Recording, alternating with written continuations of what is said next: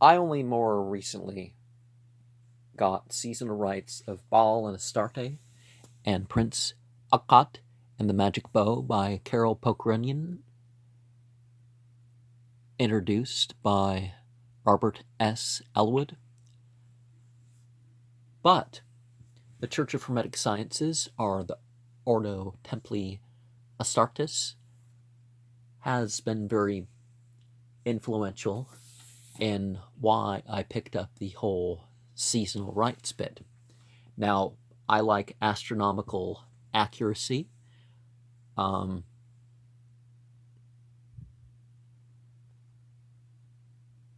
not only do I accept it, but I'm like, oh, well, if I don't do it on this night or day, then I'm not doing it. I, in my own rights, likewise can say there's experiences behind it, reasoning out, particular staging or costume, you might say, involved. Certain words I'm particular with, although I tend to go wild with other than even glossolalia. No, not wild, but outside the plan is a better way to put it. Prince Aqhat and the Magic Bow is rewritten to include certain other elements to enhance the meaning and to bring it more perfectly into the hero motif. And I don't like terms like pagan, heathen, Gentile, calling someone infidel just because they're not of the same faith as you. But we can understand here the dramatizing, the accepting and enacting of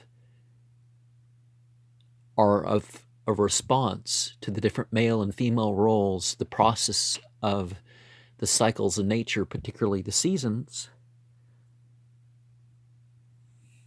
even to admitting that there could be entities involved, or at least one's own psychology kind of needs a path working at times. So in that sense, you could say that I'm pagan. He doesn't like to use the standard tetragrammaton, although Kabbalistically, the Amshit tetragrammaton, or some variation of that, is very useful. We see that the seasonal ceremonies can be as sort of a initiation. And it helps us deal with our issues, because are we, offending or mistreating these entities or in their realms more, or are they us? And if it's them that we don't like the interaction from, is it something that we're not dealing with about ourselves? These are important issues.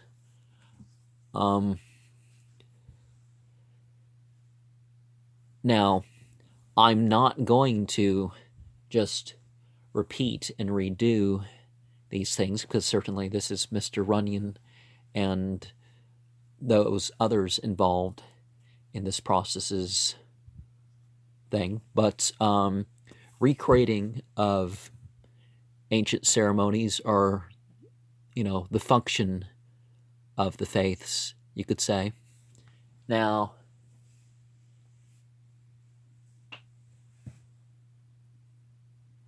yeah, you try to have an effect.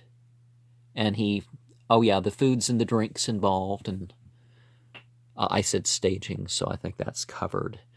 But it's a very interesting book that I am, at this point, surprised I didn't get a long time ago.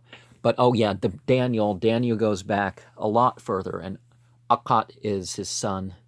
Now, it describes in detail how the story was altered, so you can kind of figure out what the older version of the story is, even without any further book. So, more than, in some ways, more than any other book that I have, this is sort of a book that can be used as a guide in regards to the whole seasonal rite thing. And I have a seasons playlist, so you'll see what I come up with over time. But what's the back of this? Oh. I neglected to note that the intro talks about the different functions of the ceremonies. That I mentioned that they're kind of like initiations, but there's social function, there's a historical function, although Poke Runyon admits that a lot of the historical function of the monotheistic religions, most of them anyways, has lost sight of the social and experiential functions and the personal hermetic meaning of the whole thing. There are certain cosmological truths that we don't have to believe nowadays, that we're dealing with a bunch of capricious entities that, rather than laws of nature. But yeah, the functions of mythology are important to consider in how you use mythology.